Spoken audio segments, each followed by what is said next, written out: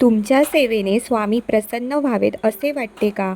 मग हा व्हिडिओ तुमच्यासाठी. स्वामी सेवा करताना तुम्हाला तुमच्या वाईट सवयी सोडायला हव्यात. त्यातील सर्वात महत्त्वाची गोष्ट म्हणजे खोटं बोलणं किंवा एखाद्याची फसवणूक करणं, वाईट आचरण करणं, खोटेपणाने वागणं. या गोष्टी स्वामी सेवा करताना अजिबात चालत नाहीत. अशा लोकांवर स्वामी कधीच कृपा करत नाहीत असं म्हटलं जातं.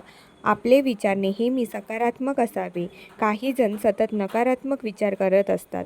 स्वतःबद्दल आणि इतरांबद्दल नकारात्मक बोलतात.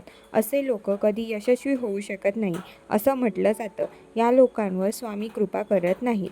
ज्यांना स्वतःवर विश्वास नाही त्यांच्या पाठीशी देव उभा राहत नाही.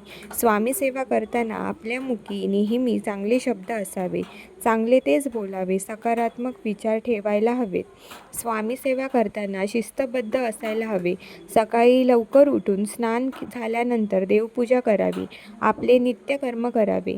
कोणतीही गोष्ट करताना ती शिस्तीने करावी. एखादा संकल्प घेतला की तो प्रामाणिकपणे अखंड सुरू ठेवावा. वेळेचे पालन अशा वेळी काटेकोरपणे करावे.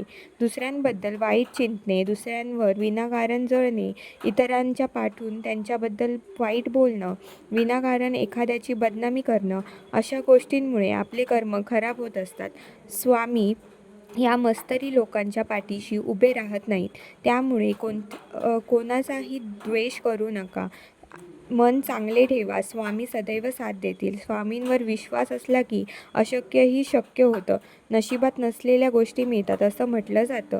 स्वामींविषयी तर तारक मंत्रातही हेच सांगितले गेले आहे की अशक्यही शक्य करतील स्वामी. मात्र हा चमत्कार किंवा अशक्य गोष्टी एका दिवसात शक्य होत नाही. त्यासाठी स्वामींवर कायम विश्वास ठेवायला हवा. स्वामी सेवा करताना पूर्ण सकारात्मक